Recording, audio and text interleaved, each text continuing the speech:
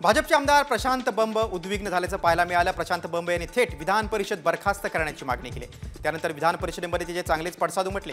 विधान परिषद बरखास्त करणारे प्रशांत बंब कोण असा सवाल शिक्षक आमदार अभिजित वंजारे यांनी विचारलाय। बंब यांनी माफी मागावी अशी मागणी देखील अनेक आमदारांनी केली। सभापती महोदय, राज्यातले सर्व पदवीधर आणि शिक्षक आमदार यांचे पद रद्द केले पाहिजे आणि विधान परिषद सुद्धा बरखास्त केली पाहिजे अशा पद्धतीचं वक्तव्य केलं। प्रशांत बंबच्या बापाचं संविधान नाही आहे, प्रशांत बंबच्या बापाचं संविधान नाही आहे आणि त्याच्या बापाचं विधानमंडळ नाही आहे। कोणाच्या मेहरबानीवर इथले विधान परिषदचे लोक निवडून आले का? कोण हा प्रशांत बंब? वारंवार शिक्षकांच्या संघटनेवर आग पाकड करण्याची ताकद कशी काय निर्माण झाली आहे? त्यांनी या संपूर्ण सभागृहाची माफी मागितली पाहिजे, नाहीतर आम्ही ही चर्चा होऊ देणार नाही। सभापती महोदय,